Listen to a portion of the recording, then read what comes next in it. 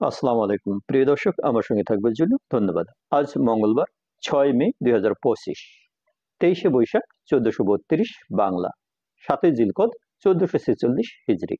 প্রথমে জানিয়ে দিস দেশের প্রধান প্রধান পত্রিকাগুলোর অনলাইন ভার্সনে প্রকাশিত গুরুত্বপূর্ণ সংবাদ শিরোনামগুলো। আশা রাখি চ্যানেলটি লাইক, কমেন্ট, শেয়ার এবং সাবস্ক্রাইব করে পাশে থাকবেন।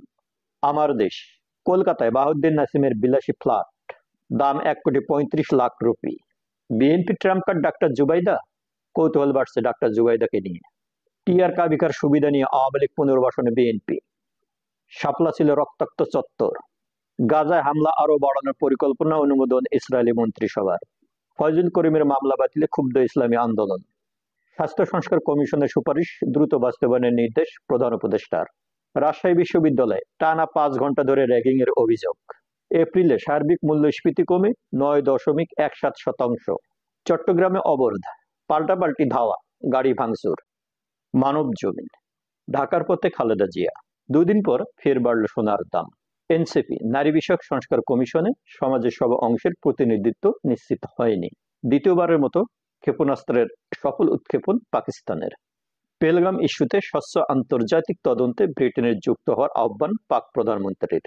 ওয়ানডেতে 10-এ নেমে গেল বাংলাদেশ। হাসনাত আবদুল্লাহর গাড়িতে হামলার অভিযোগে আটক 54। ভারত পাকিস্তান উত্তেজনার মধ্যে করাচি বন্দরে পৌঁছালো তুর্কি যুদ্ধজাহাজ। কোরবানির পশুর চামড়ার ন্যায্য মূল্য নিশ্চিতে উচ্চ পর্যায়ের কমিটি গঠনের নির্দেশ প্রধান উপদেষ্টার। প্রথম আলো, থানচিতে নালায় মিলল খেয়াং নারীর লাশ, হত্যা সন্দেহ পাহাড়বাসীর। নিউ ইয়র্ক টাইমসের বিশ্লেষণ, ভারতের মোকাবেলায় ছায়া থেকে প্রকাশ্যে বেরিয়ে আসছেন পাকিস্তানের সবচেয়ে ক্ষমতাধর ব্যক্তি। দুবাই ফেরত 2 বাংলাদেশের জামা কাপড় পুড়িয়ে 4 কেজি সোনা উদ্ধার। নারী চিকিৎসককে টেনে হিঁচড়ে রাস্তার উপর মারধর, রক্ষা পায়নি চিকিৎসক স্বামীও। হেফাজতে ইসলামকে আইনি নোটিশ দিলেন এনসিপি 3 নেত্রী সহ 6 নারী। যুগান্তর, বাংলাদেশ থেকে আরো কর্মী নিয়োগ করতে আগ্রহী ইতালি, প্রধান উপদেষ্টাকে মাত্তেও।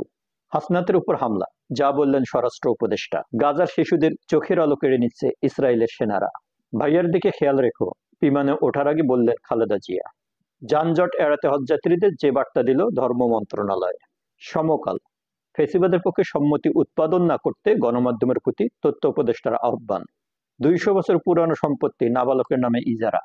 জুবাইদা রহমানের নিরাপত্তার নামে প্রতিবেশীদের অসুবিধা চান না তারেক রহমান। কোটি টাকা চাঁদা দাবির অভিযোগ, কলাবাগান থানার ওসি এসআই প্রত্যাহার। বাংলাদেশ প্রতিদিন, ভারতের কয়েকটি রাজ্যে যুদ্ধ মহড়ার নির্দেশ। শান্তিপূর্ণ পরমাণু কর্মসূচি নিয়ে সমঝোতা নয় ইরান। খালেদা জিয়ার আগমন উপলক্ষে কর্মসূচি, নেতাকর্মীদের যে বার্তা দিলেন ফখরুল। কাতার সফর শেষে দেশে ফিরেছেন সেনাপ্রধান।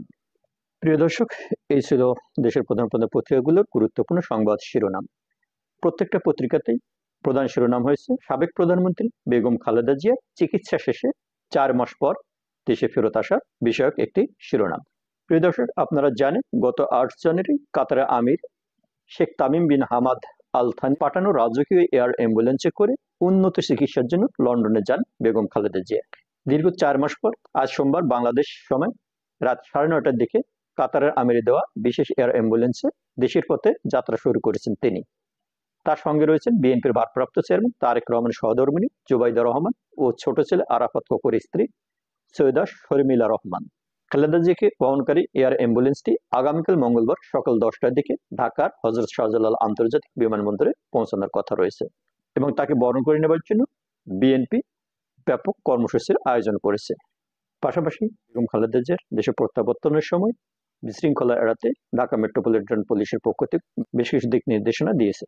এখন সুশৃঙ্খলভাবে সুস্থভাবে বেগম জিয়া দেশে আসলেই হয়। ভালো থাকি, ভালো রাখি সবাইকে। ভালো লাগলে চ্যানেলটি সাবস্ক্রাইব করে ধন্যবাদ।